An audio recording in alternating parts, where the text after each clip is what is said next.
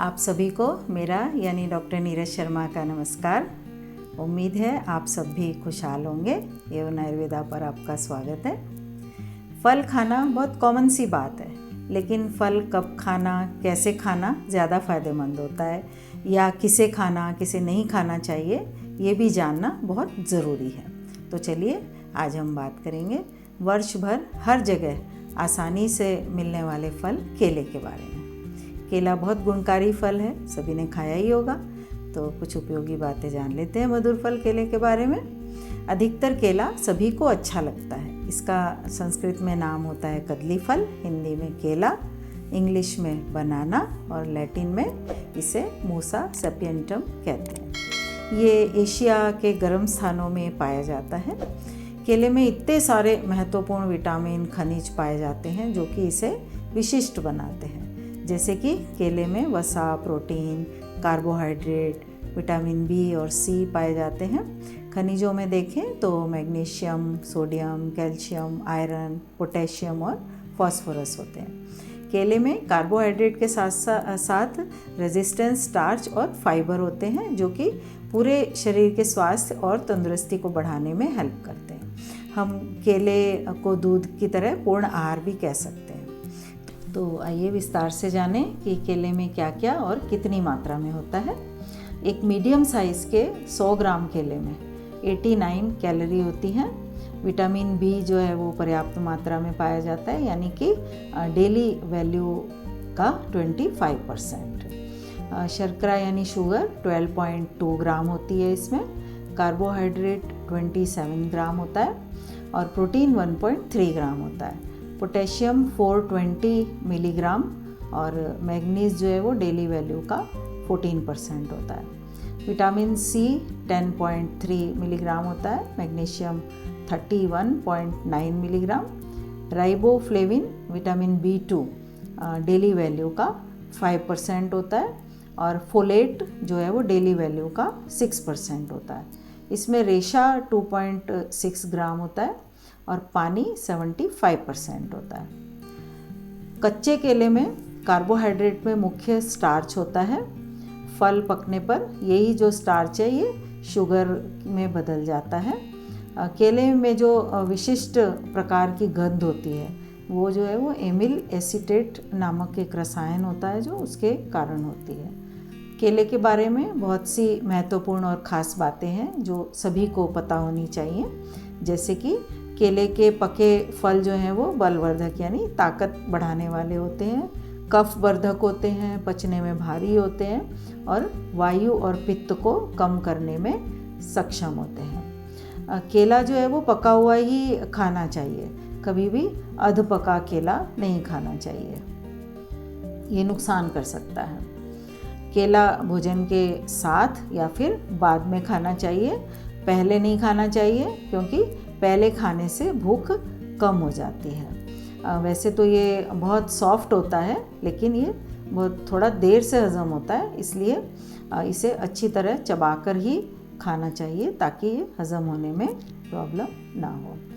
केला अधिक मात्रा में भी नहीं खाना चाहिए, नहीं तो फिर अजीर्ण यानी कि इंडाइजेशन की समस्या हो सकती है। जिनको अग्निमांद्य हो यानी कि कम भूख लगती हो जिनको, उन्हें केला नहीं खाना चाहिए क्योंकि फिर ये वैसे ही भूख को कम करता है तो और भूख कम हो जाती है। केला खाकर पानी नहीं पीना चाहिए, ये भी नुकसानदायक होता है, ये हमेशा याद रखें। केला शहद के साथ खाना काफ़ी फ़ायदेमंद होता है। केला जो है उसके साथ दही नहीं खाना चाहिए। दही की खटाई जो है वो केले के साथ एंटी होती है। इसके छिलके के कारण इसमें कीटाणुओं का संक्रमण नहीं हो पाता, तो ये एक बहुत पॉजिटिव चीज़ है केले के साथ। कृत्रिम रूप से पकाए जो केले होते हैं वो अपेक्षाकृत प्राकृतिक रूप से पके यानी कि पेड़ पर ही पके हुए केले से ज़्यादा फ़ायदेमंद होते हैं। वैसे तो आजकल आर्टिफिशियली पकाए जाते हैं, लेकिन पेड़ पे पके ज़्यादा अच्छे होते हैं। यदि केला अधिक खाने से किसी को अपच या इंडाइजेशन हो जाए तो इसके गलत प्रभाव को दूर करने के लिए काली मिर्च, इलायची, शहद, नमक, सौंठ या फिर गर्म पानी का सेवन करना चाहिए।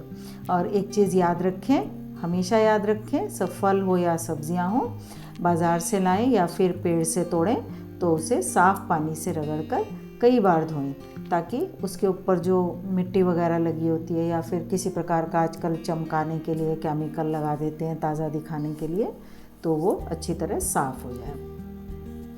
अब समझ लेते हैं कि बच्चों के लिए केला कैसे उपयोगी है।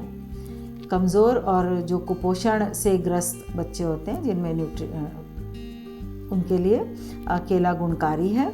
पेचिश यानी डिसेंट्री में भी केला जो है वो बच्चों को मसल के खिलाना चाहिए।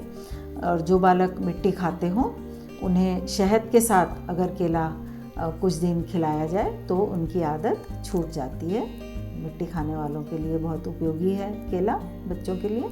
यदि मिट्टी या फिर कोई कई बार नुकीला पदार्थ या पत्थर जैसी कोई चीज़ होती है जो खाली गई हो, तो केला खिलाना उसमें बहुत लाभदायक होता है, क्योंकि केला जो होता है ना वो चिकना होता है और उसके कारण जो भी पेट में ऐसी वस्तु गई है जिसे हमें निकालना है उसको उसके चारों ओर एक आवरण बना लेता है और आंतों को जो है वो नुकसान होने से, क्षतिग्रस्त होने से बचाता है और मल त्याग के साथ में शरीर से बाहर निकल जाता है। केले का जो सेवन है उससे शरीर को ताकत मिलती है, हड्डियाँ मजबूत होती हैं और इसके अलावा जो प्रेग्नेंट लेडीज़ हैं, जो गर्भवती स्त्रियां हैं, उनके लिए भी केला जो है बहुत पौष्टिक होने के कारण काफ़ी लाभकारी होता है।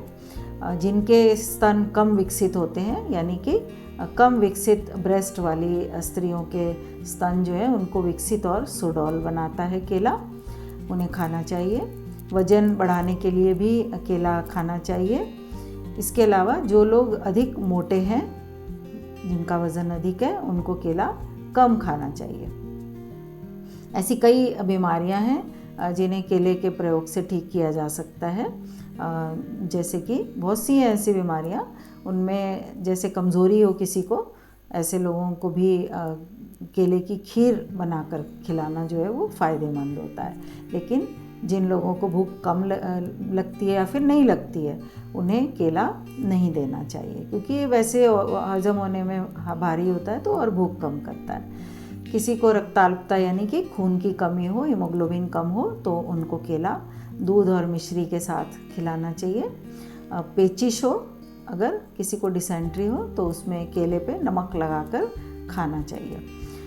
अगर सांस और खांसी के रोगी को अगर केला खाना हो तो गर्म पानी में केले को कुछ देर रख के फिर उसका छिलका उतार कर उसके ऊपर काली मिर्च बुरक कर खाना चाहिए।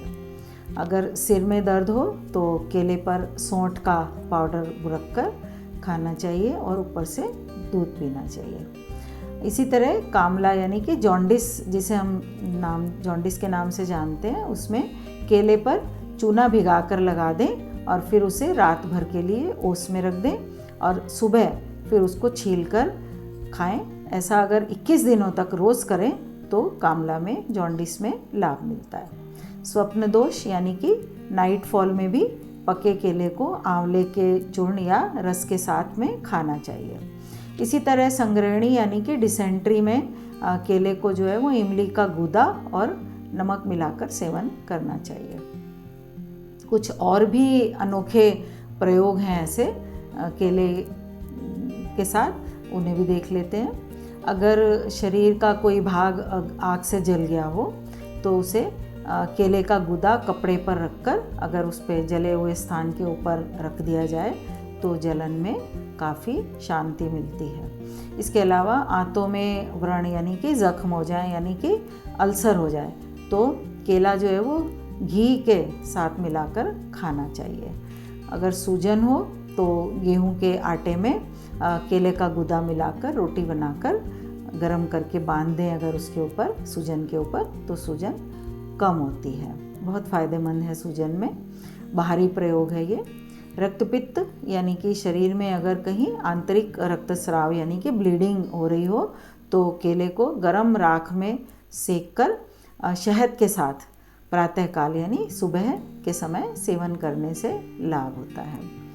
महिलाओं को अगर यूरिन में अधिक मात्रा में सफ़ेद पानी जैसा स्राव हो यानी कि लुकेरिया हो तो उन्हें पके केले के ऊपर आंवले का चूर्ण लगाकर आंवले का पाउडर बुरक कर खाना चाहिए। महिलाओं के रक्त प्रदर यानी कि मेनोरेजिया और श्वेत प्रदर यानी कि लुकोरिया में भी केला बहुत उपयोगी होता है। पके केले का जो गूदा है वो 250 ग्राम और गाय का घी 25 ग्राम और मिश्री 250 ग्राम लेकर तीनों को एक पात्र में इकट्ठा एक साथ ले लें और मथ लें उसको अच्छी तरह और फिर आंच पर रखकर कुछ देर पका लें। फिर उसके बाद उसको जो है वो रोज़ 40 से 50 ग्राम खिलाएं। यदि रक्त प्रदर हो तो उसमें 5 ग्राम जीरे का चूर्ण और मिला लें और श्वेत प्रदर हो तो 3 ग्राम इलायची, बड़ी इलायची के चूर्ण के जो बीज होते हैं उसका चूर्ण मिलाकर खिलाएं और साथ में अनुपान के रूप में दूध का सेवन कराएं। तेल और खटाई को छोड़ना चाहिए, त्याग करें उसका। एक शोध के अनुसार केले की त्वचा को जलाकर उस राख को जो है वो हल्दी के साथ मिलाकर चेचक के घावों पर लगाने से जो दाग होते हैं, उसके जो निशान होते हैं चेचक के, वो कम करने में मदद मिलती है। तो ये थे केले के गुणधर्म और विशिष्टताएं जो पग पग पर आपका मार्गदर्शन करेंगी। साथ ही आज के एपिसोड से आपकी शंकाओं का मेरे ख्याल से निवारण भी हो गया होगा। इसी तरह दूसरों को भी लाभ हो जो सुनने से वंचित रह गए हैं, उनसे शेयर ज़रूर करें और अगर आप चैनल पर नए हों तो सब्सक्राइब और लाइक भी करें। नेक्स्ट टाइम न्यू टॉपिक, तब तक के लिए नमस्कार। Do take care of yourself.